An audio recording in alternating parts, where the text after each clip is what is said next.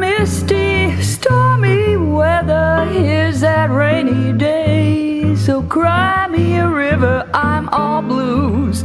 Bring me scotch and water, black coffee too. My body and soul are in a mood indigo. Since my angel eyes ain't here, I'm moaning in a sentimental mood. I'll lead the lush life till someday my prince will come in a mellow tone and be so easy to love. I'm beginning to see the light on the street of dreams.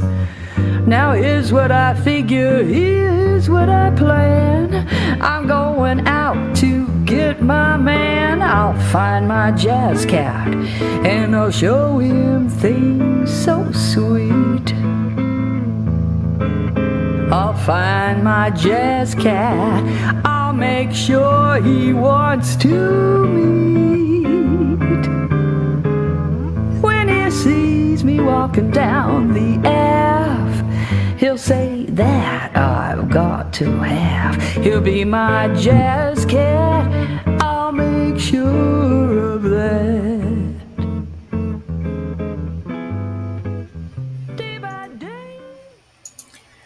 Hello, everybody. This is Professor Hamamoto. It is June 28, year 2022, 3 p.m. Pacific Daylight Time. I trust you're doing well. And this was an excerpt from the fine CD by Raj Rator and Diana Smith. And the title is One Guitar, One Voice. And it's on the Jazz Cat labels.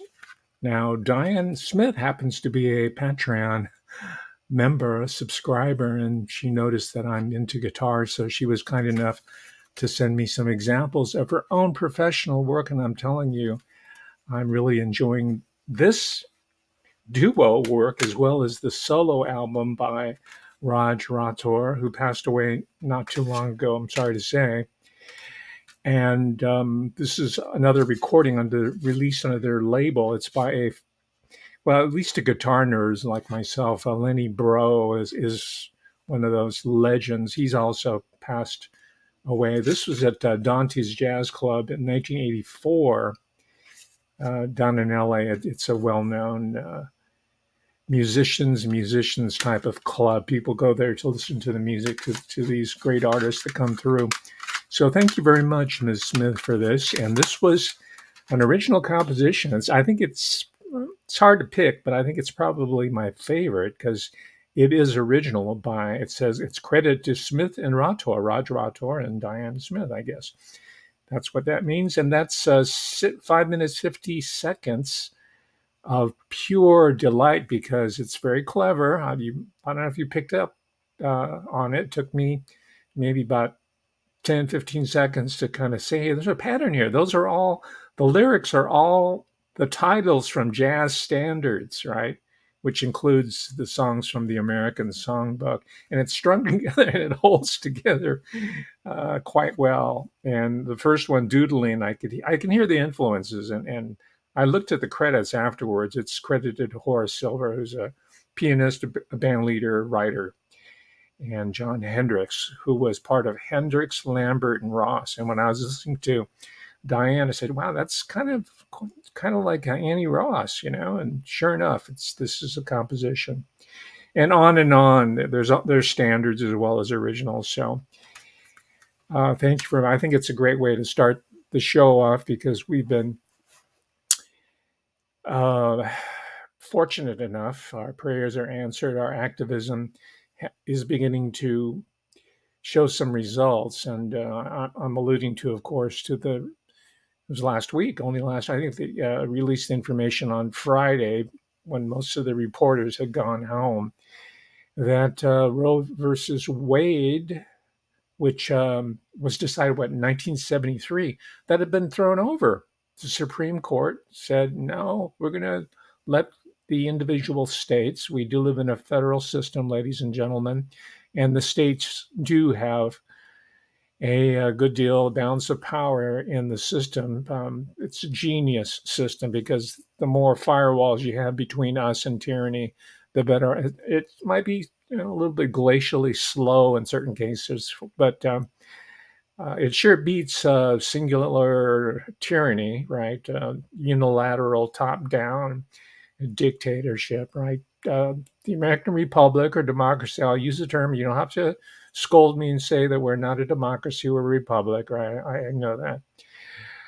It's a messy system, but it's the best that we've come up with so far, and it's certainly far better than the other failed attempts in modernity to govern large populations, typically of diverse peoples, language, ethnicities, backgrounds, cultures. Um, all modern societies, I would have to say, to varying degrees, are quote unquote multicultural. It's not something that's new by any stretch of the imagination. So I thought we would lead with this beautiful music, great voice, and keep up the energies and the vibrations into the future. However, I don't want to be a downer. I have to say that we cannot rest on our laurels. We're in for a battle royale, right? And as I state in my description of this talk today, there's only one letter. It's the letter Y. Well, maybe it stands for the Y chromosome. I don't know. We can go on and on with that. But there's only one letter, and that's Y, that separates tranny from tyranny. And the former, which is tranny, has become an expression of the latter, which is tyranny. And that's why I so cleverly, I'm using quotation marks for those of you who are away from the monitor screen to show you that I don't take myself that seriously. I cleverly said this is tranny tyranny that we're seeing here. It's the apotheosis of perversity. And to top it off, in keeping with the talks of the last year and a half, and most recently talking about the Sabbatean Frankist cult that took over government and institutions, and the gay rights movement too. The gay rights movement originally was organic, and it came from the grassroots, as I explained before. Then it was infiltrated, and it was bought off and used by the corporatist NATO, the United Nations, and the Pentagon. For their own purposes, and the poor souls, right? Lenin called them useful idiots, who are marching around thinking that they're representing human freedom, are ignorant of the subtlety uh, in the way that they're being manipulated. They'll learn someday. They'll feel embarrassed. I don't, we don't have to rub it in, but people of their ilk are already coming over to the truth side with the small t. This is not the truth movement we're talking about, the small t. The truth side, that is science, reality based world, society, American society, they're coming back in droves, and they were the ones who were marching on that long. It's also happening in the university amongst the undergraduate population. If you want to look at any sort of polling, the current generation of university age, let's say 18 to 24, right? Just for the sake of convenience, 18 to 24, that generational cohort are overwhelmingly in favor of the decision to support life, support unborn children, and have repudiated I think it's about a 50-50 split amongst my boomer generation that say, yeah, abortion on demand. Others, which that's the category I fall into, say, no, no, no. Human life is precious. Animal life is precious. All life is precious. Um, and we fell down. I'm talking about my own generation, mea culpa. We fell down that. We fell for the propaganda. And since I'm a product of um, that system, that education system, I won't say that I was an ardent promoter of abortion and Planned Parenthood. Quite the contrary, especially in the last 10, 15 years of my career, I was aggressively in the classroom lecturing about organizations like so-called Planned Parenthood and Margaret's, and the whole history that you know now. The general public knows this. I was teaching this 15 years ago because I was in Asian American studies. And by the way, that's always said, well, she wanted to kill all the black babies. Well, you know who she wanted to kill along with the black babies? She targeted Orientals, Asians. And I have the reproductions of the articles. It's collected in some of her edited anthologies. She wanted to get rid of Japanese immigrants, right? And she's really snide and sarcastic and demeaning. And she was addressing her fellow white audience, right? Upper middle class and bourgeois level type people, because we didn't have a voice there, right? Not at all. So I brought that into the classroom, and students picked it up immediately. And I'm sure that the hundreds, if not thousands, of students that I have instructed. And I also early on was going through the whole AIDS engineered operation, right? Even at the height of gay rights in the 80s, I was lecturing on this. And as I told you before, that's what got me kicked out of UCLA and the School of Film, Television, Theater, and Film. Got me kicked out because by that time, the gay mafia had started stalking the graduate school ranks, grad students with gays and lesbians, with the idea that they were going to take over film media studies, which they have, by the way, by now.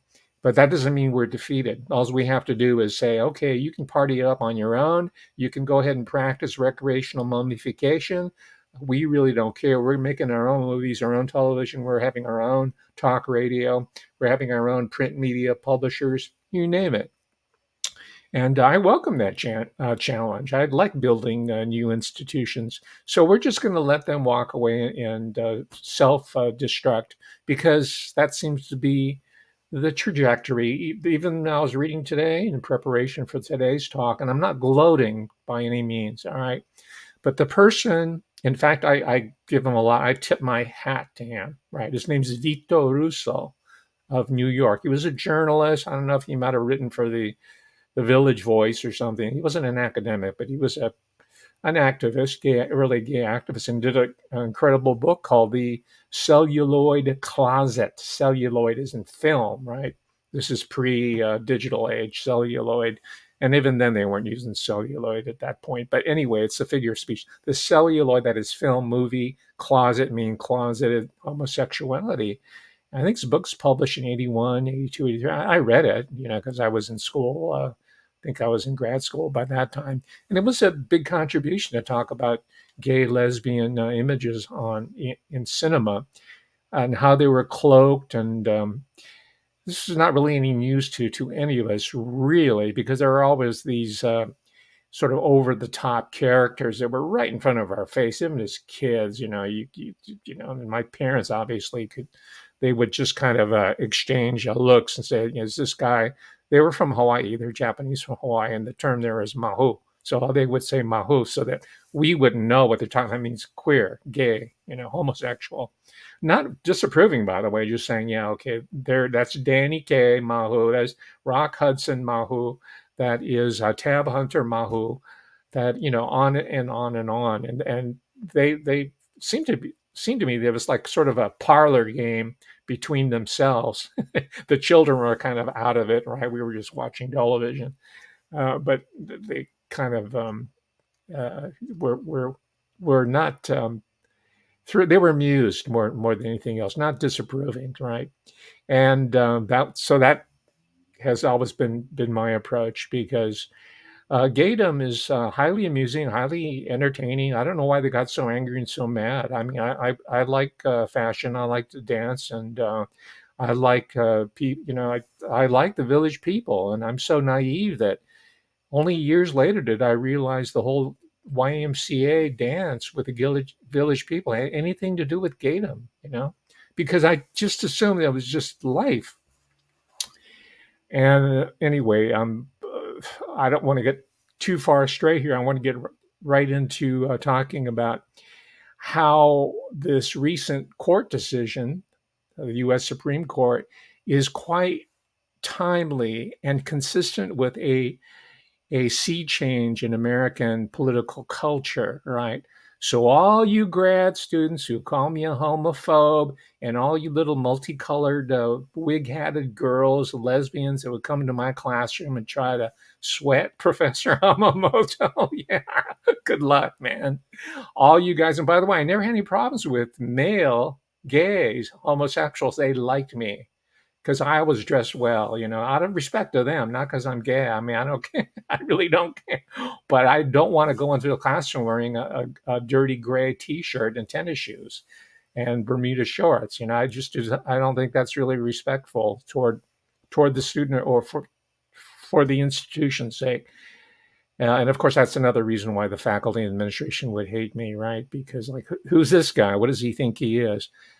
But it also might have given me some wiggle room because they might have thought that I was family, which means gay. But anyway, I never had any problem with male gays, and we got along well. And the lipstick lesbians, I had no problem with. It was just the ones with the butch haircuts who wanted to rip my heads off. So all you grad students with the butch haircuts, and you're in film studies or media studies, or you're in the English department or comparative literature or history, political science, and some of you are even in the hard sciences, right?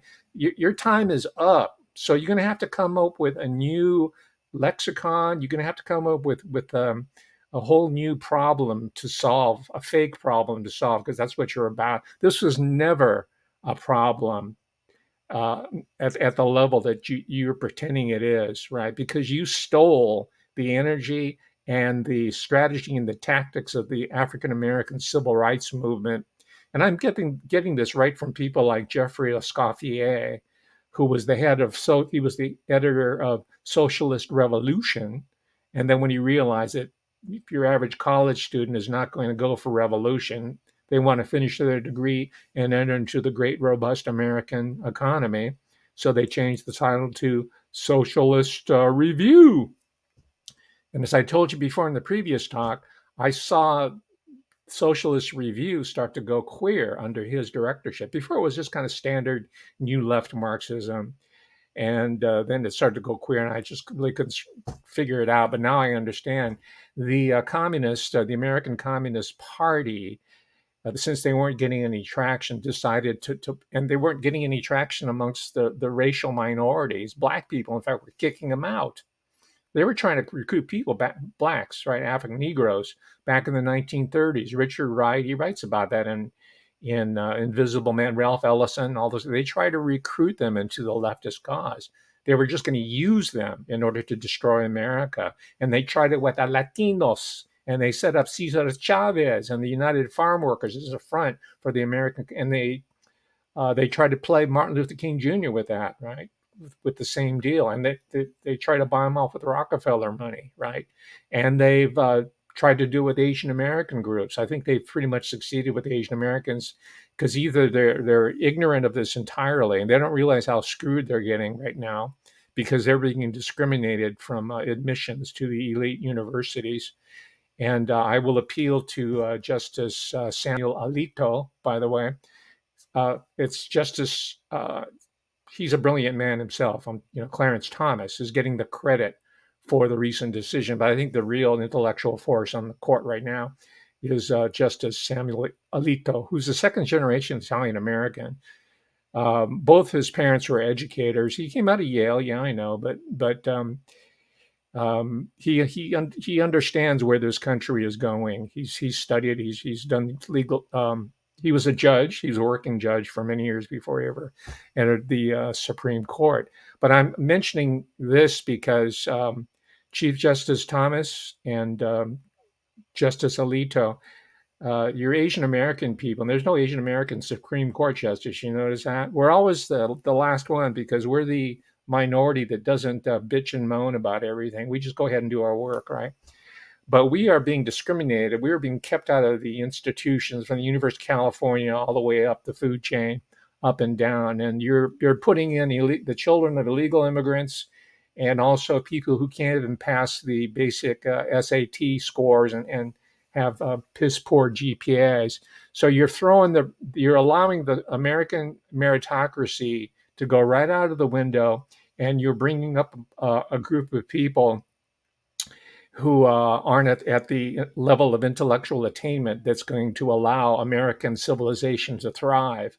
So I want that to change. It's going to change, and it's not specifically an Asian American issue. It's an American issue, and you will never hear anything along these lines coming out of any Asian American studies department, even the one at the University of California, Davis, the one that kicked me out because I wasn't going for the whole JBLTQ rainbow flag, black first, Chicano first. See, that's one of the reasons why the Asian Americans say, well, we got to let our black brothers go ahead of us. They paid their dues, right? Never mind the fact that you got black people overseas who are in the military holding them hostage, right? In South Korea and down in Okinawa. I've seen it myself. 1/3 of the army is African American, and the rest of them are Latinos, right? So they're oppressing my people, the yellow people. So you don't have no moral high ground on me, Alejandro Ortiz Cortesio. No, not at all. Whoever else, you black bourgeois like Cory Booker, both your parents are Bank of America executives.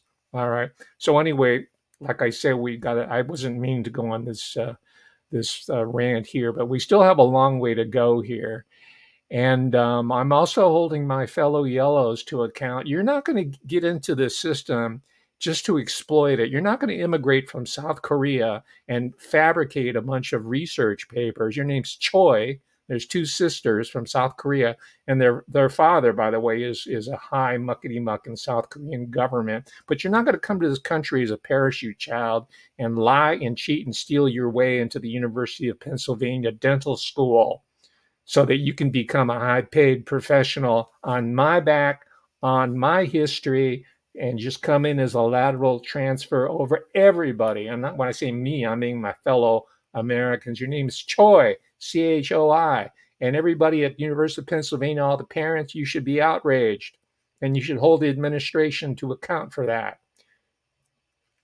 Right. I won't discuss any specific penalties, but if you know what I would do if I had my druthers, they would be out. Both of them be out for fraud. Just like those people who tried to buy their way into the University of California, right? All them movie stars had hired this fake education. It's a mess, ladies and gentlemen. But anyway, we need more people like Clarence Thomas and Justice Alito, who came up the hard way, understand America.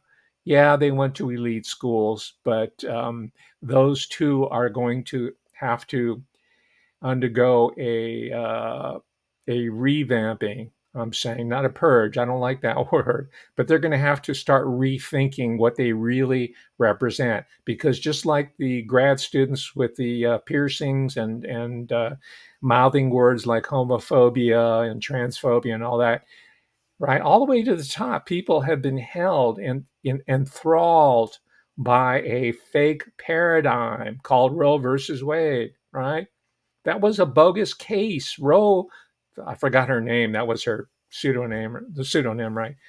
But she was paid off in order to represent supposed aggrieved minorities, women, right? Who was really Planned Parenthood and the Sanger forces and all that. And it became the law of the land. All right. So you're going to have to start checking your attitude. You're going to have to change your scholarship. You're going to have to start diversifying the editorial staff of the Harvard Law Review and the Yale and all that. There's going to be a change, a thoroughgoing remaking of American society from top to bottom, but to represent what America is, not what the post-gender transhumanist NATO people want to see. All right. And that brings us to our talk today, which is about the secret society. This is not clickbait. The secret society that helped make all this possible, right? The Tranny-Tyranny. The name of the secret society is the Mattachine Society. And yes, ladies and gentlemen, I've read up on it quite a bit. In fact, in preparing for this, I realized, man, I've been on this topic for a long time. I found notes in one of my, I have several volumes of PDFs now that I've created. One day, I always yeah, one day it's going to be a book, right? And just that day has not happened yet. But I found notes that went back to 2017. It's only, something like 5 years ago. But I've been on this track long before it hit the news cycle, right? Because, I invented cultural forensics, and I'm about extrapolation. I'm about anticipating problems instead of trying to clean them up after they've already happened. So will people start listening, or what? Can I get a publishing contract or something? Can I get a deal with Netflix? No, you don't want to hear from me. You don't want to hear from me. You want to hear from the squeaky wheels. You want to hear from someone who's loud talking you all the time, or claiming victimage. That's who you want. Yeah, right. You want that mayor lady from Chi-Town. Not what, Lori Lighthead? I'm sorry, Lightfoot. I got the wrong part of the anatomy, but she's light in the head, that's for sure. Um, so It's the Mattachine Society. Oh, by the way, I have the headline, and I'm going to comment on this later, but just in passing, of course, guess who is really angry for the Supreme Court decision? As if they have any say so about American affairs, American politics. But this is the headline, United Nations experts denounce Supreme Court decision. You don't have a say. Go home. Stay away. I'm with President Donald Trump. Defund the United Nations, get us, US, out of the UN. Now, I got to tip my hat at Donald Trump on that. I don't think he can take credit for this recent Supreme Court decision, but he can take credit for the fact that, no, United Nations, I'm not down with that. I'm out of there, right? So there's a joint statement. It's laughable. Here's the experts. That's what they call themselves. There's got Melissa Upreti, chair, Dorothy Estrada Tank. I don't see any Asian names here, but they're mostly Central European type people, or no Anglo-Saxon names, because those are the people who are behind it. So they have to put all the different other groups to front for them, right? So we can't celebrate yet, and I'll tell you why very quickly. And I'm going to save the rest of this talk for Thursday.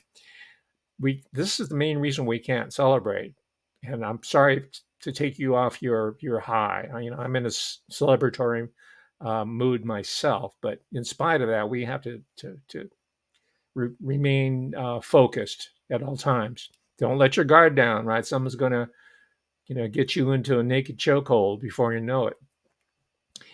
But I came across an article by a guy named, I can hardly believe this is his real name. It might be his name's Kevin Lagrandieu. Kevin, he's American, but I just give it the fake French accent. And the title of his article, and this is it's the journal title that should tell you a lot, is Journal of Evolution and Technology. And this is in 2014, right? This is something like 7.5, 8 years ago. And the title is Ancient Definitions of Personhood and Difficult Social Precedents, subtitled The Homunculus, the Golem, and Aristotle. It's a really good piece, but for the wrong reasons. What he's doing is showing us where the next battle is, right? And that's my specialty. The whole tranny revolution and drag queen story arc, and even GLBTQ, that whole movement is a diversion. It's a distraction, right? It is a run up to the larger process of redefining who a person is, what a human being is. And it's an old quest. Lagrandieu says it goes back to Aristotle, but it goes back even before him. Because what? These societies were slave societies. So what is in process here, to make it very quick, and I'll move on to people like Papa Walton, remember that show? And I'll get into the main topic, which is a guy named Harry Hay, Hay. He's the granddaddy of the queer movement of the Mattachine Society in Los Angeles, California. I'm trying to channel Will Gear of the Walton family. Good actor, though. He's an excellent actor. So this is something that we're going to have to figure out. We're going to have to I haven't figured this out myself, but you and we're going to strategize on how we're going to overthrow this whole cyborg manifesto process, right? I alluded to it on Tuesday. These guys are serious. Don't laugh it away. Don't name call. Don't send Owen Schroyer out there with his little camera and his microphone, right, and hope that he gets spit on and beat up so that he can earn his spurs, right? No, we're serious about this, right? The people that I talked, the Frankists, the Sabbatines that I talked about last Tuesday and the previous Thursday are dead serious, and those are the people we need to watch. Okay, I've already burned 30 minutes, and I got lots of video to share with you too. But we got Harry Hay, and this comes from this book. It's excellent. It's kind of inconsistent. He could have used some professional editing, except the professional editor might have ruined the book. And it's a history of the Mattachine Society. And even though he is gay himself, he has sort of a jaundiced understanding or appreciation of the Mattachine Society and what they have brought about, what they're responsible, and he owns up to it. And I think he's of that age. He might be a little younger, maybe in his 50s, because Harry Hayes' dead, so is Will Geer. So he's probably like a second wave of a Mattachine observer. I don't think he was part of the society, but anyway. The point is, the subtitle says a lot. It says the Trojan horse that introduced homosexuality into America, right? So he has and the biggest point of disagreement that he has with the Mattachine Society and with Harry Hay in particular, I'm talking about the author Michael Hone himself, is that he thinks that today it's called intergenerational sex, right? Typically between an older male and a younger male, a teenager, or even a child. Usually it's a teenager. It's called ephebophilia, by the way. It's not pedophilia. He says it's wrong, and he gives an elaborate argument. Since I don't have the time, I won't go through it. But he denounces it. He also denounces Harry Hay for pursuing young men. He was the object of pursuit when he was 14, 15, 16 years old. I think at age 16, he was already a really good-looking 6'3" man who could get into the bars. People thought he was a teenager. He wasn't even 18 years old back then. By the way, 21 was the age of adulthood. So he got an introduction to the male gay, same sex scene very early on. But as he aged out, because the older you get, the less attractive you are to younger gays, the more that he got into younger boys and aggressively pursued them throughout his entire life, according to Michael Hone, and he disapproves of it. He's one of the few people who is gay himself, who write about the gay community that I've come across, who are not 100% approving of everything that the membership or the presumed community does. He's critical and he's self-reflective. The only person I can think of who does that as a matter of course and is really brutally honest, is Camille Paglia, who identifies as a lesbian, but nonetheless is critical of the quote-unquote lesbian community, gay, homosexual, and doesn't give them a pass just because they have this particular identity politics going for themselves. So we have allies in every area. So that's why it's not sufficient to just denounce everybody and call them names and not even look into the subtleties of this very important. Whether you like it or not or approve it, it's really secondary to the fact that it is a tyranny. It's hegemonic. The GLBTQ political program, which is communist in essence, right? It's crypto. It was put, and globalist, right? Because communism is a global new world order ideology that's always been funded by banking families from the very beginning. They were all being brought forth by these prominent banking families so that the banking families wouldn't be overthrown and the monarchies wouldn't be overthrown. In other words, power would continue unabated except for this fake radical overlay that they put out there to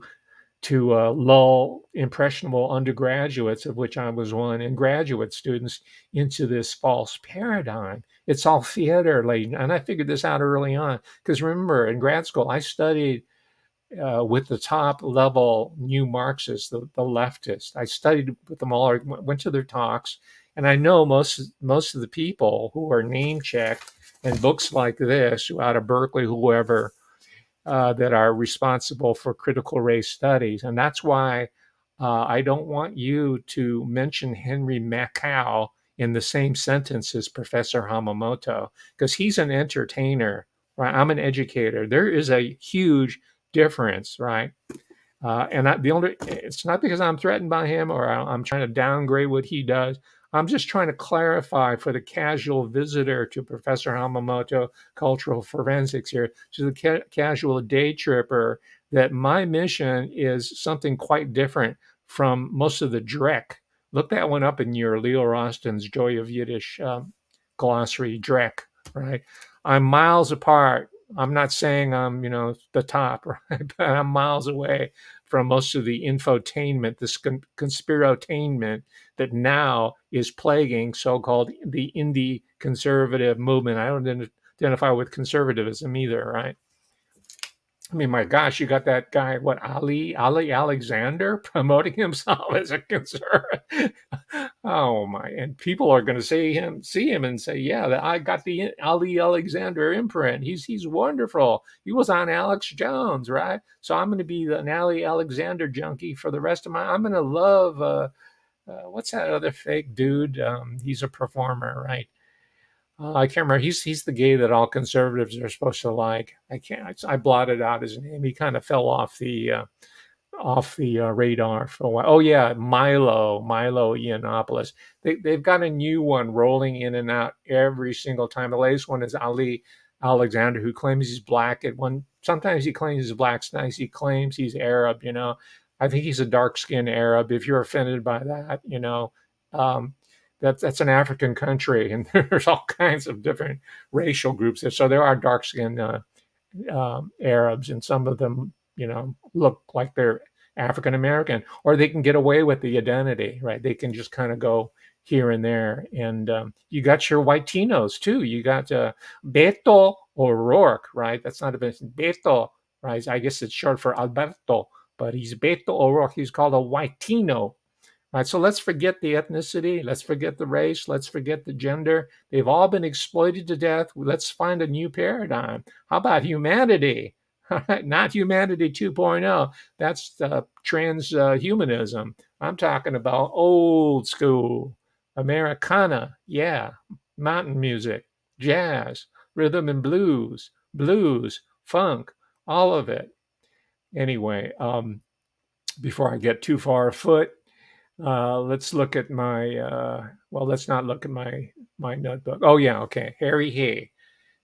Did I say that he was a member of the CPUSA, the Communist Party, United States of America? Yeah, he started out as a communist. He was a labor organizer. He claimed he was a migrant fruit picker. Right before there was Mexicans who were brought in under the Bracero program, and that's where Cesar Chavez was inserted by largely Jewish dominated labor, right? They were the backman, but they can't put a Jewish man up there. They got to put a Latino up there, just like they got to put Clarence Avant, the black godfather, in Beverly Hills, because the Jewish mob out of Chicago couldn't send one of those people to ride herd on all the Negro artists. They got to put a black man. And they got the same with the Asian people. They got an Asian front man. They got Ted Lieu, the buddy of Adam Schiff, and these other yellow people out there who are fronting for the real power structure, right? So Harry Hay came out of the communist organizing of the fields, right? Carey McWilliams was a historian. He wrote for The Nation, all these leftist publications, right?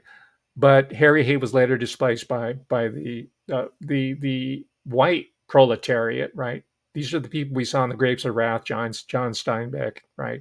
The Elkies, quote unquote, the Arkies, they got pushed out, and the Mexicans came in, and then you have. Anyway, he came out before that. He was like old school fruit picker of California, and that's where he got communized, and that's before he became a member of the party. Then he had an insight. He said, my gosh, the Communist Party structure, the organization is perfect for the secret society that I want to help found. And it's called the Mattachine because it's some secret society in France. France is like Grand Central Station for secret societies, right?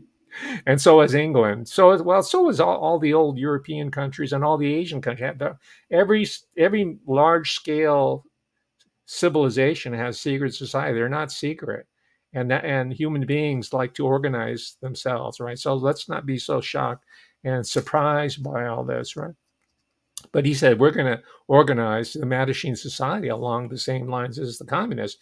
And they have a cell system, right?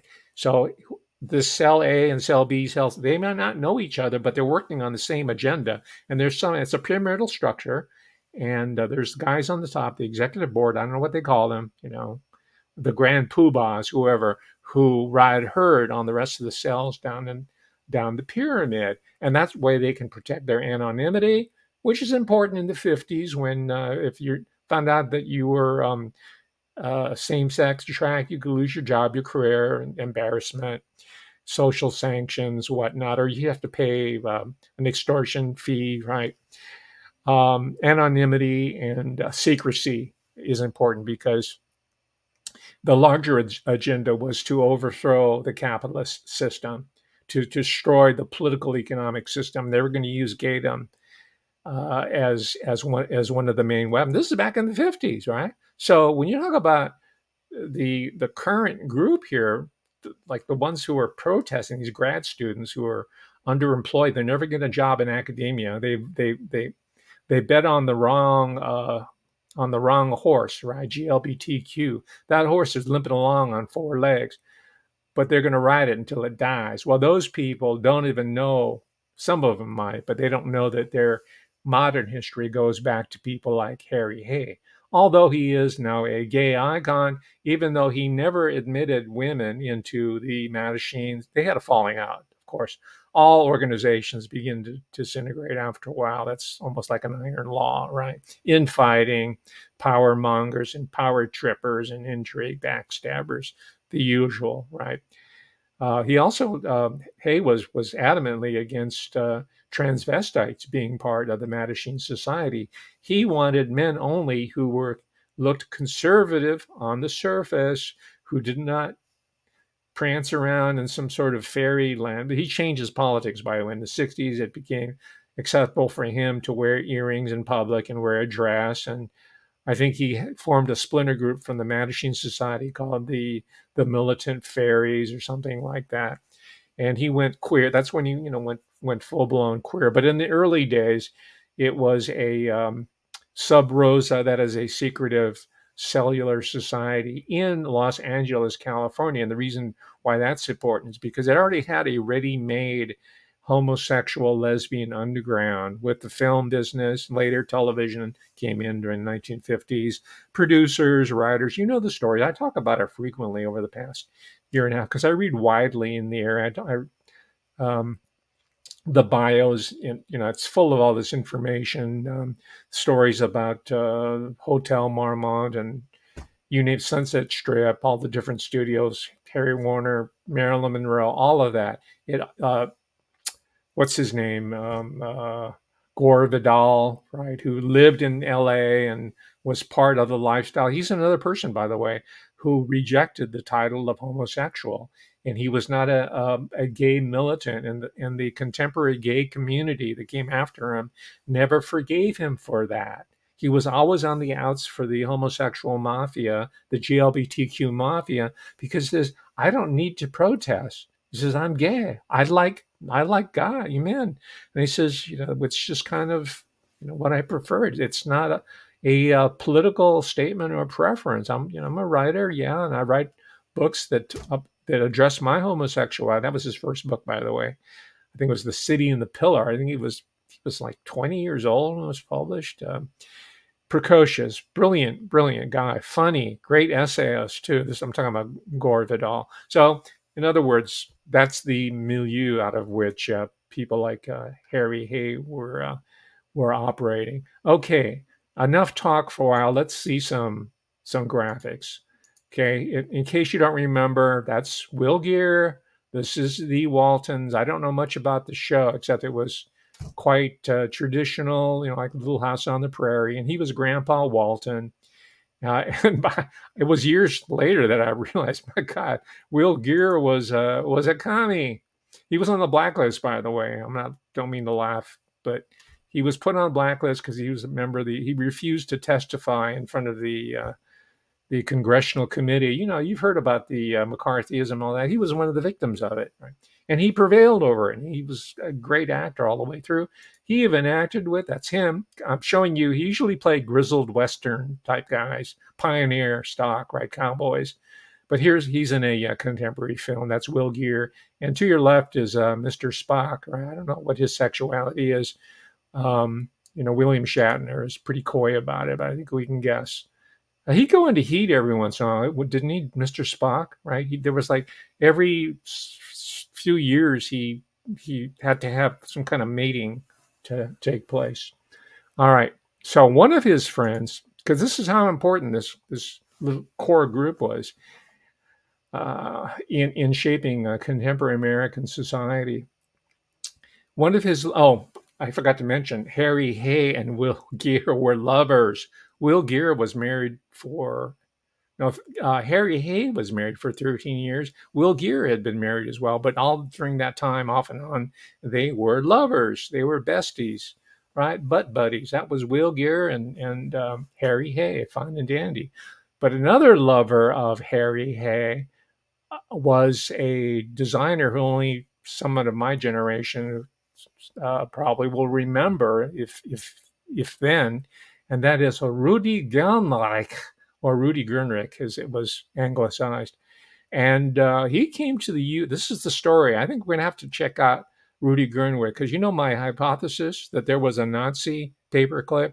There was also a Jewish paperclip, and I think he might have been one of them. Right, the Jewish paperclip were the psychologist and the psychiatrist who got into child psychology, right? Those because they wanted to remake the American into the army of trannies that we're seeing today, right? We've talked about that, but I think Gerner, he was Austrian, and he managed to escape the takeover of the Third Reich when the Anschluss happened. I think in 1928, when Austria was subsumed or put together with the Reich proper. He split. I don't know what happened to his parents. I think some of them perished in the concentration, the gulags is what they're called today, the concentration camp extermination. And he came to America and remade himself into first as a dancer, but then as a fashion expert. And if you don't remember the name Rudy Gunlike, you will remember the topless bathing suit. Now, by today's standards, it's not a big deal, right? But you can look on YouTube. In fact, I was looking, there's all these models who are walking around topless like it's nothing. But back in the 64, 63, this around the time the Beatles were happening too, right? Counterculture, this whole sexual revolution, which, as we know, a lot of it was synthetic. So you got Gunreich. Someone needs to really do a critical biography of Rudy Gunreich. I have tons of notes on him, so I'll just mention him in passing. I'm not going to devote the next 5 years of my life to writing about Rudy Gunreich. And I've read a lot of the books, seen a lot of the very expensive. I don't have them. These are like $150 books, fashion books that are in the art section of your major university libraries. But he was brought in to help push forward the great psyop known as the sexual revolution. Let me give you an example. I'll just shut up for a moment.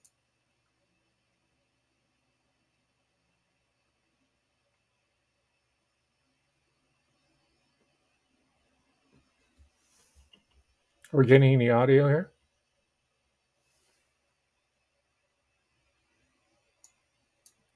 We're not even getting any movement. All right. I guess it remained stagnant. I'm going to have to figure out a way to make one giant movie instead of installing these little segments there. But anyway, in this particular graphic, it's stalled. I guess it's a memory issue. Let me remove it from the studio. But anyway, he goes in there and talks about his innovation called the so-called topless bathing suit, right? And much to these are reporters who were interviewing him. Much to the skepticism of the reporters, they're asking, like, where did this idea come from? Who's behind it? What are you doing? What's the purpose here? And he makes no apologies. He's quite well spoken, by the way. Let me see if I can upload it here again. he claims that this is a... Mr. Gehrenreich, one of the most interesting parts of your collection was your coordinated underwear. Do you think a lot of women are going to be buying it? Well, I hope so, but I really think it is absolutely going to be so, because I found that I haven't been in underwear too long, but the acceptance has been tremendous, and there needed to be a change towards it. How important is it to have a coordinated slip with your outfit? Well, you see, in some instances, you can, with the new clothes, you can really see so much because of the shortness of them and the way they're cut.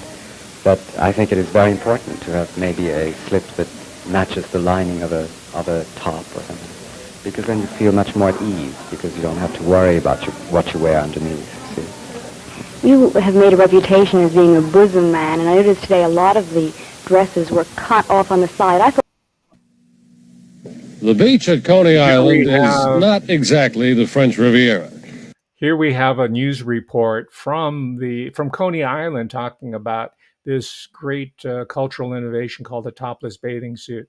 So let's see how it was rolled out as a giant psyop against women's. Along with many others around the country. Designer Gernrich talked with reporter Ben Holman. Besides the fact that it's topless, what else is unique about this swimsuit?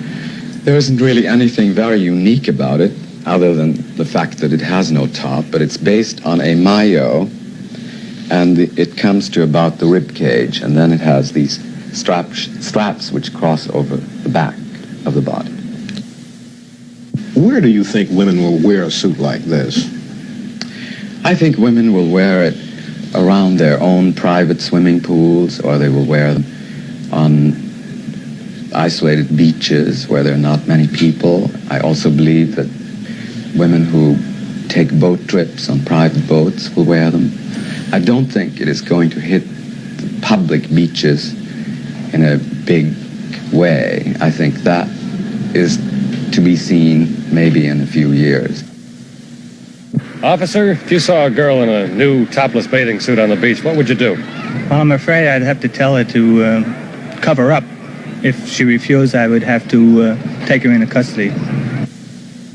What do you think about these new topless bathing suits? Well, I've seen pictures of them, and I suppose if I saw everybody else wearing them, I'd wear one. But the problem is I think you get picked up for indecent exposure as soon as you're found with one on. But otherwise, you don't object?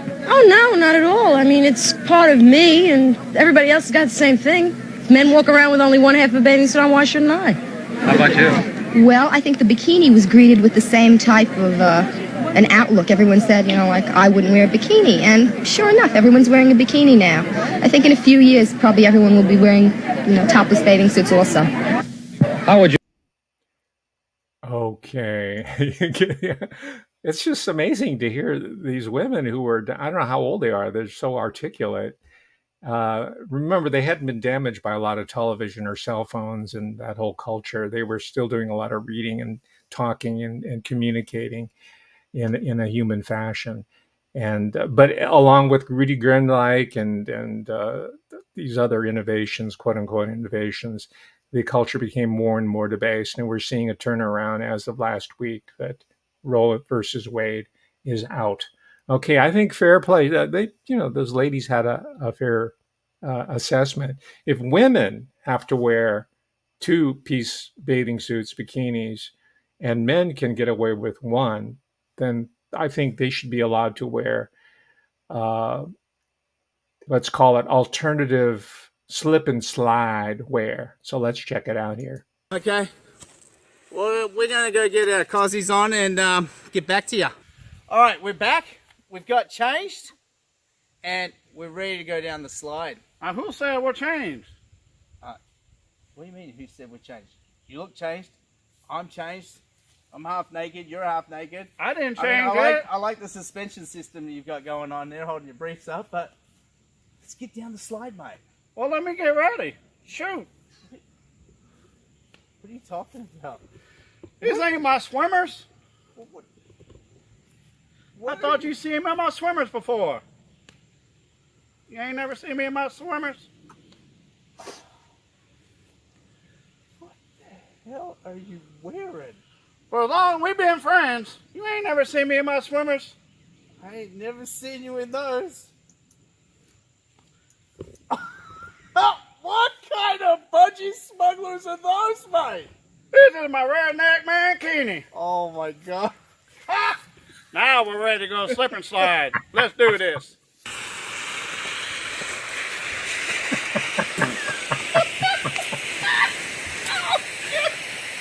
Oh, watch out for the tree, mate. Oh man, that's what I call great summertime fun on the slip and slide. He called it the redneck mankini. Yeah, you remember Borat? That was when Borat was still funny instead of preaching at us, right? The British psyops dude, Sacha Baron Cohen, who, by the way, is his brother is some sort of medical ethicist, sort of a post-human neuroscientist, as they're called. It's a full spectrum deal in the fashion and the classroom clowns that we've been seeing for the past years, and they're going to be on the way out, I think. Coming this fall, you're not going to see very many of them around anymore because mommy and daddy aren't going to be supporting it because they know what's going down. They know about what Junior and Missy are getting at the university, told to destroy their children and engage in all kinds of strange activity in so-called performance studies with recreational mummification and other type of activity. Okay, so let me continue and finish up with. I should devote an entire segment to Rudy Guernrich. He's really important here. Okay, and here's where the transhumanist agenda was pushed forth by people. You might think he's funny, right? He's laughable. He's dead serious. I think he might be putting this on. You really don't know, right?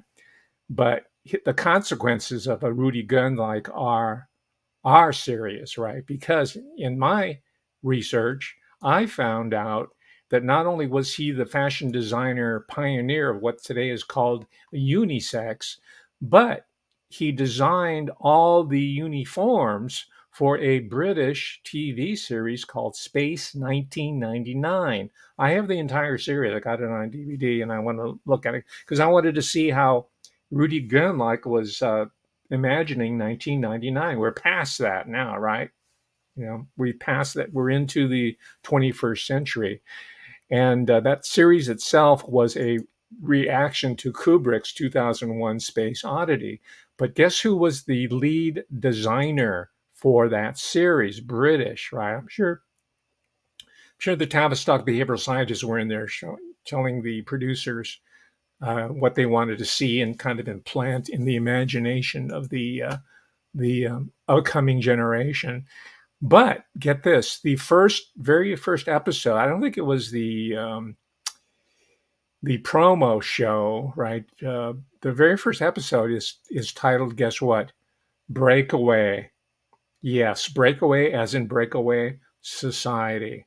So this is what Gunlike at bottom was, and he might not have even realized himself what he was doing. All he was a refugee from the Third Reich, come to America, and mysteriously by age 20, he was like 28 years old here, was made into a fashion icon, taken seriously by network reporters, newspapers, and whatnot. All right. So we're going to look more at Rudy Guernrich. Some of you mentioned his hairstyle. We're going to get into Jay Sebring, who later died at the house where Charles Manson family visited, right? Jay, the hairstylist, and his buddy, who's even more important. We're going to get into Vidal Sassoon and talk about his occultic connections. That in a future talk right there. All right. I forgot to mention, as I'm closing up here, I forgot to mention what happened to Vito Russo after he wrote that book called The Celluloid Closet. It was published in 1981, maybe 83. There was a revised version around early 80s, let's say. But the book became famous. He opened up a whole realm of scholarship. There's tons of books on queer cinema, right from Gothic to romance to transgender, boys don't cry, all kinds of different. There's tons of academic nonsense about this because that's all that's being incentivized. I don't like to use that term in that fashion, but it's the incentive that has driven a whole generation of people into presenting this narrow perspective. So also that's another reason why you grad students have to find something different. If the market's saturated, right? Just like the market for being a YouTube celebrity is saturated. There's no more room, right? I still really hope to be a YouTube celebrity one day. I just dream. I can't wait for the day where I get 10,000 subscriptions, right? Maybe I'll wear a rainbow wig to celebrate with you. But to finish up on Vito Russo, he got a invitation to teach. Guess where? Watch my show from last Thursday, last Thursday. Yeah, last Thursday, the one on where I talk about Santa Cruz area as being the murder capital during the 1970s of the United States of America. Well, that's where he went. Russo in 1990 went to teach there for a year. By the end of that year, calendar year 1990, he was dead, though. He was, I think, 44 years old. He's 44 dead of an AIDS-related illness. That's what happened to Vito. He might have lived a long, productive life and have been able to enjoy more writing and more films and maybe even got into production himself had he not died at such a young age, right? So this what's called a lifestyle is not necessarily so healthy as all that. We know what happened to Michel Foucault. There's any number of people who are not with us anymore. But they had to make an ideological statement, even though they had to jeopardize their own health at the same time. So anyway, that's a brief introduction to Harry Hay, his lovers, Papa Waltz and Will Gear, Rudy Geinrich, and there's a whole web of people that are interconnected. This history is so important to American society in general. We should not leave it to just the gay history archive mafia to control it. There are all these different archives and letters and collections at different universities and museums that are celebrating gay, lesbian, GLBTQ history. But they're going to come up with a certain specific ideological approach to understanding gaydom. That's why I'm looking at it, because we need to just why that's actually why I got into doing erotica, because I said, hey, I have my own take on where you're trying to push the erotic movement, the adult film movement, right? Anyway, I have to be cryptic at this moment because I don't want to start a new thread, a whole new entire discussion. Thank you very much again for joining me. Next Thursday, we're going to delve more deeply into the real issue that we're going to be facing, right? Now that we'll have a week's worth of celebration of the throwing over Roe versus Wade, the real issue that we're not even being told about here, the general public's not being told about, the real issue about personhood. Now, I forgot to mention, by the way, this article that I cited at the top of this talk, this was the result of a conference that was held at Yale University, right? So at the elite institutions, they're already planning the next stage here. While we're celebrating the overthrow Roe versus Wade and other recent gains, right? The so-called gun control decision, the big boys and girls are already starting to roll out the next phase. And that's what we have to start looking at right now. That's why I do this channel. I don't want to keep reacting. I want to anticipate.